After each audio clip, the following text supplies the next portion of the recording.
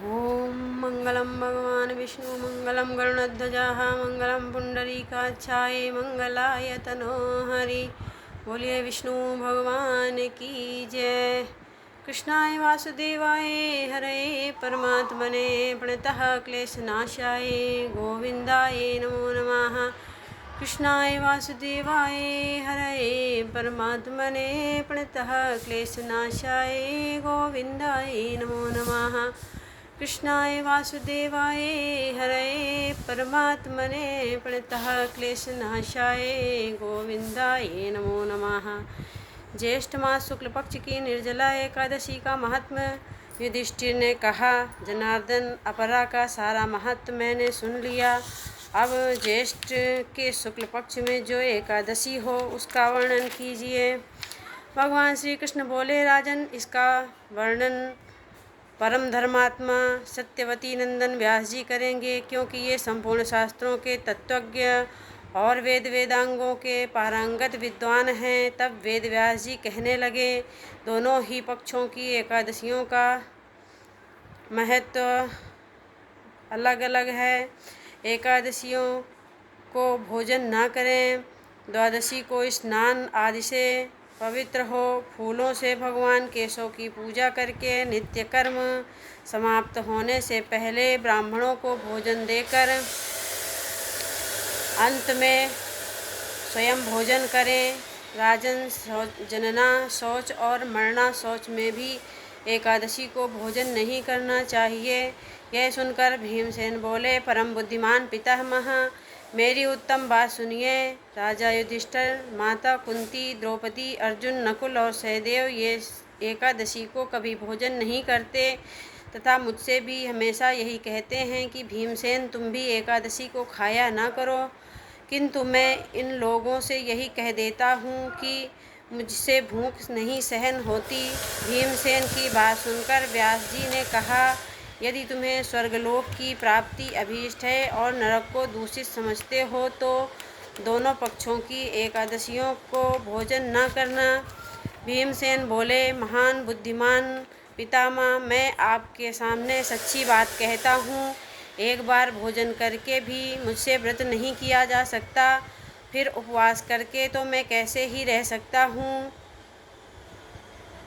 एक बार भोजन फिर उपवास करके मैं कैसे रह सकता हूँ। मेरे उदर में व्रक नामक अग्नि सदा प्रज्वलित रहती है, अतः जब मैं बहुत अधिक खाता हूँ तभी यह शांत होती है। इसलिए महामुने, मैं वर्ष भर में केवल एक ही उपवास कर सकता हूँ, जिससे स्वर्ग की प्राप्ति सुलभ हो तथा जिसको करने से मैं कल्याण का भागी हो सकूँ। ऐसा कोई एक व्रत निश्चय करके बताइए, मैं उसका यथोचित रूप से पालन करूँगा। व्यास जी ने कहा, भीम, ज्येष्ठ मास में सूर्य वृष राशि पर हो और मिथुन राशि पर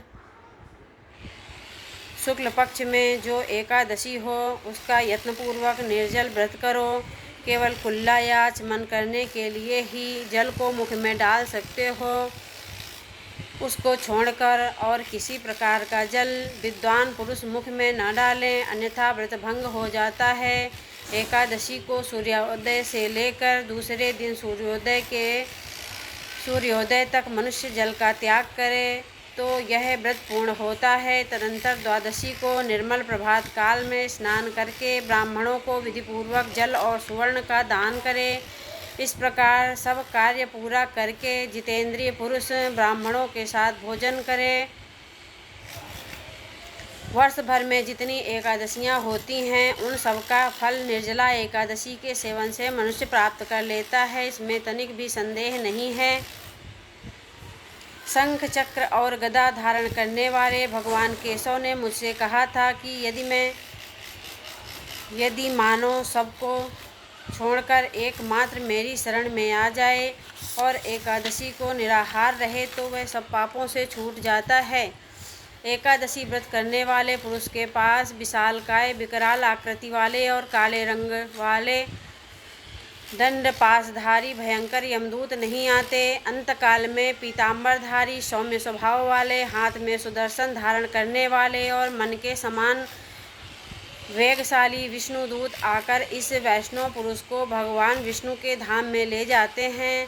अतः निर्जला एकादशी को पूर्ण यत्न करके उपवास करना चाहिए। तुम भी सब पापों की शांति के लिए यत्न के साथ उपवास और श्री हरि का पूजन करो। स्त्री हो या पुरुष है, यदि उसने मेरु पर्वत के बराबर भी महान पाप किया है तो वह सब एकादशी के प्रभाव से भस्म हो जाता है। जो मनुष्य उस दिन जल के नियम का पालन करता है वह पुण्य का भागी होता है। उसे एक एक पहर में कोटि कोटि स्वर्ण मुद्रा दान करने का फल प्राप्त होता सुना गया है। मनुष्य निर्जला एकादशी के दिन स्नान, दान, जप, होम आदि जो कुछ भी करता है वह सब अक्षय होता है। यह भगवान श्री कृष्ण का कथन है। निर्जला एकादशी को विधिपूर्वक उत्तम रीति से उपवास करके मानव वैष्णव पद को प्राप्त कर लेता है। जो मनुष्य एकादशी के दिन अन्न खाता है वह पाप भोजन करता है। इस लोक में वह चांडाल के समान है और मरने पर भी दुर्गति को प्राप्त होता है। जो ज्येष्ठ के शुक्ल पक्ष में एकादशी को उपवास करके दान देंगे वे परम पद को प्राप्त होंगे। जिन्होंने एकादशी को उपवास किया है वे ब्रह्म हत्यारे, शराबी, चोर और गुरुद्रोही होने पर भी सब पातकों से मुक्त हो जाते हैं। कुंती नंदन, निर्जला एकादशी के दिन श्रद्धालु स्त्री पुरुषों के लिए जो विशेष दान और कर्तव्य विहित है उसे सुनो। उस दिन जल में शयन करने वाले भगवान विष्णु का पूजन और जलमयी धेनु का दान करना चाहिए, अथवा प्रत्यक्ष धेनु या घृतमयी धेनु का दान उचित है। पर्याप्त दक्षिणा और भांति भांति के मिष्ठानों द्वारा यत्नपूर्वक ब्राह्मणों को संतुष्ट करना चाहिए। ऐसा करने से ब्राह्मण अवश्य संतुष्ट होते हैं और उनके संतुष्ट होने पर श्री हरि मोक्ष प्रदान करते हैं। जिन्होंने सम, दम और दान में प्रवृत्त हो श्री हरि की पूजा और रात्रि में जागरण करते हुए इस निर्जला एकादशी का व्रत किया है, उन्होंने अपने साथ ही बीती हुई 100 पीढ़ियों को और आने वाले 100 पीढ़ियों को भगवान वासुदेव के परम धाम को पहुंचा दिया है। निर्जला एकादशी के दिन अन्न, वस्त्र, गौ, जल, सैया, सुंदर आसन, कमंडलु और छाता दान करने चाहिए। जो श्रेष्ठ और सुपात्र ब्राह्मण को जूता दान करता है वह सोने के विमान पर बैठकर स्वर्गलोक में प्रतिष्ठित होता है। जो इस दिन एकादशी की महिमा को भक्तिपूर्वक सुनता है, जो भक्तिपूर्वक उसका वर्णन करता है, वे दोनों स्वर्गलोक में जाते हैं। चतुर्दशी युक्त अमावस्या को सूर्य ग्रहण के समय श्राद्ध करके मनुष्य जिस फल को प्राप्त करता है वही इसके श्रवण मात्र से भी प्राप्त हो जाता है। पहले दंत धामन करके यह नियम लेना चाहिए कि मैं भगवान केशव की प्रसन्नता के लिए एकादशी को निराहार रहकर आचमन के सिवा दूसरे किसी भी जल का त्याग करूँगा। द्वादशी को देव देवेश्वर भगवान विष्णु का पूजन करना चाहिए। गंध, धूप, पुष्प और सुंदर वस्त्र से विधिपूर्वक पूजन करके जल का घड़ा संकल्प करते हुए निम्नांकित मंत्र का उच्चारण करें। देव देव ऋषिकेश संसारार्णवतारक उदकुंभ प्रदानेन नय मां परमां गतिम। संसार सागर से तारने वाले देव देव ऋषिकेश, इस जल के घड़े का दान करने से आप मुझे परम गति की प्राप्ति कराइए। भीमसेन, ज्येष्ठ मास में शुक्ल पक्ष की जो शुभ एकादशी होती है उसका निर्जल व्रत करना चाहिए तथा उस दिन ज्येष्ठ ब्राह्मणों को शक्कर के साथ जल के घड़े को दान करना चाहिए। ऐसा करने से मनुष्य भगवान विष्णु के समीप पहुंचकर आनंद का अनुभव करता है। तत्पश्चात द्वादशी को ब्राह्मण भोजन कराने के बाद स्वयं भोजन करें। जो इस प्रकार पूर्ण रूप से पापनाशिनी एकादशी का व्रत करता है वह सब पापों से मुक्त हो अनामय पद को प्राप्त होता है। यह सुनकर भीमसेन ने भी इस शुभ एकादशी का व्रत आरंभ कर दिया। तब से यह लोक में पांडव द्वादशी के नाम से विख्यात हुई। बोलिए विष्णु भगवान की जय। ओम जय जगदीश हरे, स्वामी जय जगदीश हरे। भक्त जनों के संकट, दास जनों के संकट क्षण में दूर करें। ओम जय जगदीश हरे। माते पिता तुम मेरे, शरण गहूँ मैं किसकी, स्वामी शरण गहूँ मैं किसकी। तुम्हें बिन और न दूजा, प्रभु बिन और न दूजा, आस करूं किसकी। ओम जय जगदीश हरे। माते पिता तुम मेरे, शरण गहूँ मैं किसकी, स्वामी शरण गहूँ मैं किसकी। तुम्हें बिन और न दूजा, प्रभु बिन और न दूजा, आस करूं किसकी। ओम जय जगदीश हरे। तुम्हें पूर्ण परमात्मा, तुम्हें अंतर्यामी, स्वामी तुम्हें अंतर्यामी।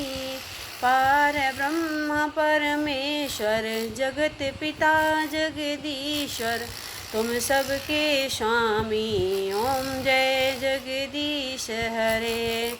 तुम करुणा के सागर, तुम पालन करता, स्वामी तुम पालन करता। मैं मूर्ख खल कामी, मैं सेवक तुम स्वामी, कृपा करो भरता। ओम जय जगदीश हरे। तन मन धन सब अर्पण, सब कुछ है तेरा, स्वामी सब कुछ है तेरा। तेरा तुझको अर्पण, क्या लागे मेरा। ओम जय जगदीश हरे। विषय विकार मिटाओ, पाप हरो देवा, स्वामी कष्ट हरो देवा।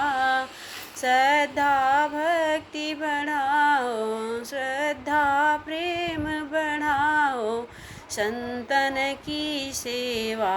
ओम जय जगदीश हरे। श्री जगदीश की आरती जो कोई नर गावे, स्वामी प्रेम सहित गावे, स्वामी श्रद्धा से गावे। कहते शिवानंद स्वामी, आनंद फल पावे। ओम जय जगदीश हरे। ओम जय जगदीश हरे। स्वामी जय जगदीश हरे। भक्त जनों के संकट, दास जनों के संकट, क्षण में दूर करें। ओम जय जगदीश हरे। बोलिए विष्णु भगवान की जय।